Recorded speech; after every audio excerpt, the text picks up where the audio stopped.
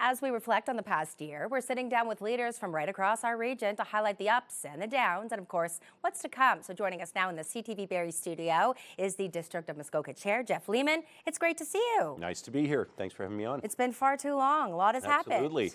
Well, we covered some elections earlier in the year, and a lot has happened since, you're right. Let's begin with big city mayors pushing the province to declare a state of emergency around the homelessness and addictions crisis. What are your thoughts on that? And if it did move forward, how would that affect your region? Well, anything that brings more help from the province, from all levels of government on homelessness is a good thing. So if that declaration happens to be the channel to get more attention on the issue and investment, that can only help the situation. All municipalities are struggling, small and large. We see it in Muskoka, you see it in Northern Ontario, you see it, of course, especially in the big cities.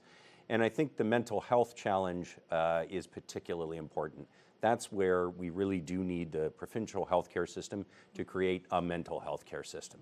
That is, I think, essential to combating the kind of situation that we're seeing. Without provincial help, do you feel like you're making an impact in Muskoka at this point?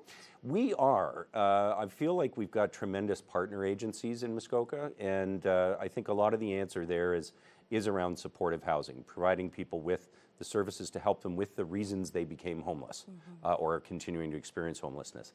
And the challenge in Muskoka is a little bit different, but of course the winters are very, very severe. You can't have anybody out in the cold, and we don't. We work very well with the OPP and with local agencies and make sure that nobody's ever out in the cold, especially at this time of year. Okay, let's start with one of the lowlights looking on the past year. The video that went viral of some people firing guns in Georgian Bay Township. An arrest was made, but here's a look at the bridge. Do you think people feel at this point safe? Well, the funny thing about that video is it went viral many months after it happened. It's one of those things that just sort of caught on at one point. The OPP were all over that. It was a challenging investigation. They were ultimately able to make some arrests.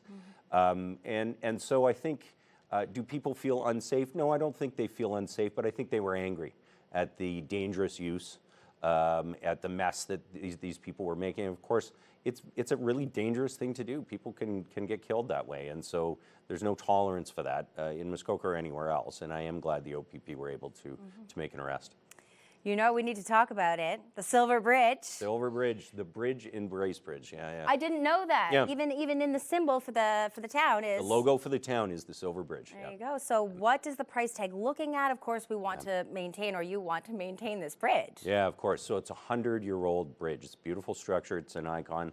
The good news is in this year's budget, we have been able to award the tender for a permanent fix to the bridge. And there's actually two bridges. There's the beautiful metal structure that everyone knows, and then there's a pre-bridge that's over another part of the river. We're going to do all that at once. That will be more effective for taxpayer money and hopefully provide a long-term fix, get the bridge open as fast as we can in 2026. But it is going to be several more months, and $8 million is the price tag. But to tell you the truth, it's not just a landmark, it's an essential piece of transportation infrastructure, so we're going to get the job done right. Continuing to look ahead to 2026, what do you think one of the biggest challenges will be, District Chair? Yeah, well, one thinks about the economy, of course, and what the uncertainty around tariffs can affect our businesses and so forth, although our tourism economy in Muskoka had a great year this year. And our tourism marketing agency is doing a great job of attracting now international visitors, which I think is helping a lot.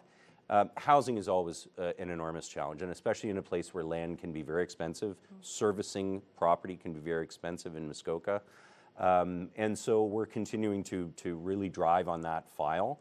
We've had great cooperation from the provincial government, from the federal government now investing in some new affordable housing in Muskoka, and we've got some exciting announcements. Well, let's dig into that, or tell us as much as you can at this point, because I understand that's something when it comes to housing that you're pretty proud of. Yeah, well, we're trying some new things. So, for example, the district this year went out with a request for expression of interest for what's called head leases. That's where we sign on to lease a certain number of apartments in a building, and that provides certainty for the person building the building that they're going to have tenants.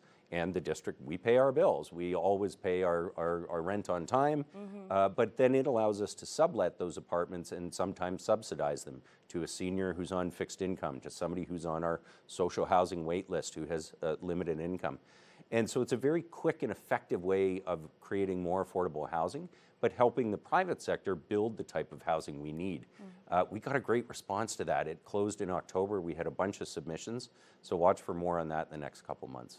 Well, a lot of great things to talk about, but the final question, do you think it's enough to keep you coming back? Are you going to run as district chair again? Oh, for district chair again. You know what? I always take the holidays of the year before the election to sort of make that decision, and 100%. It's about talking to my family and thinking about the years ahead.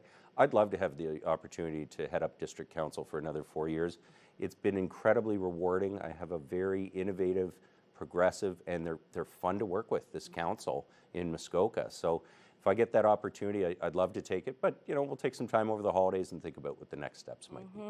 12 consecutive years in district chair. You did it while you were the mayor of Barrie. Why not, right? Well, it's an incredible place, and not just because of the natural environment that everyone knows. It is a place that genuinely wants to make the world better for now and for our kids, and those are the kind of people I'll work with all day long in municipal work, which I love. As always, District Chair, we appreciate you coming into the studio. Happy holidays to you and your family. Happy holidays to you. Of course. Merry Christmas. We can go ahead and bring up the website because all of our year-end conversations will be posted right there. You can review them and, of course, keep on top of stories of the year, stories of the day as they evolve. ctvnews.ca/Barrie.